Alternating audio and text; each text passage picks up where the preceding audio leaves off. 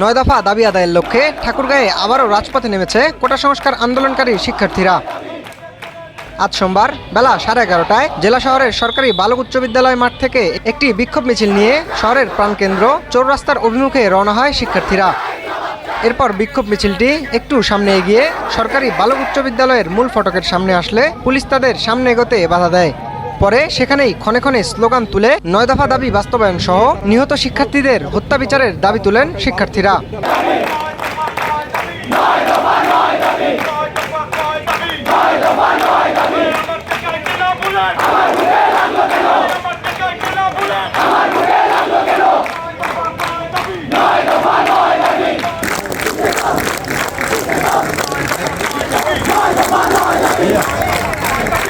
সারা বাংলাদেশে আমার ভাই বোনদের উপরে নির্বিচারে গুলি করা হয়েছে। আজ আমার স্বাধীন ভাই বোনেরা স্বাধীনভাবে রাস্তায় চলাফেরা করতে পারছে না, তারা তাদের দাবি আদায় করতে পারছে না। তাদেরকে স্বাধীন বাংলাদেশে কিভাবে গুলি করা হয় সেই প্রতিবাদ জানাচ্ছি আমরা।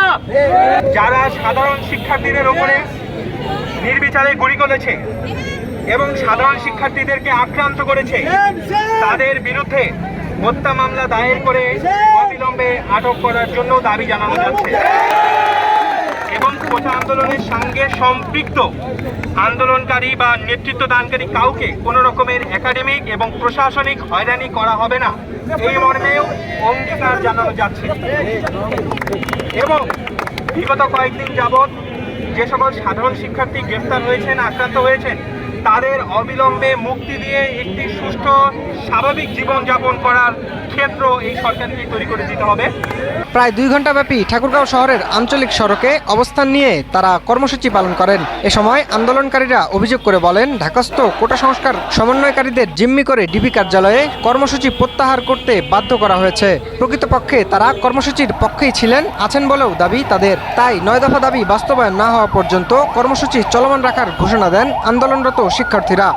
অন্যদিকে কোটা সংস্কার আন্দোলনে নিহতদের হত্যার বিচারের দাবিতে সামাজিক, সাংস্কৃতিক ও রাজনৈতিক ব্যক্তিবর্গের ব্যানারে সকাল 11টায় শহরের কোর্ট চত্বর থেকে একটি মৌন মিছিল শহরের সমবায় মার্কেট চত্বরে এসে সমবেত হন। এ সময় তারা অবিলম্বে হত্যাকারীদের বিচারের দাবি তোলেন। সেই সাথে আগামীতে আর কোনো হত্যাযজ্ঞ যেন না হয় এমন আহ্বানও ছিল তাদের।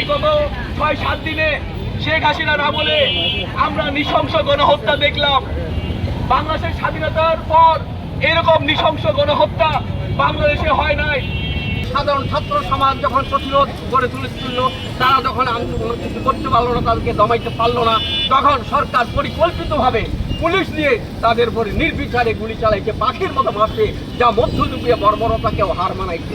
আমরা এর তীব্র প্রতিবাদ এবং নিন্দা জানাচ্ছি এবং এই ধরনের ঘটনায় যারা জড়িত এবং যারা আদেশ দিয়েছে হুকুমের আসামি, আমরা চাই তাদের যেন শাস্তি হয়, তাদের যেন বিচার করা হয়। আমরা তাদের বিচার চাচ্ছি।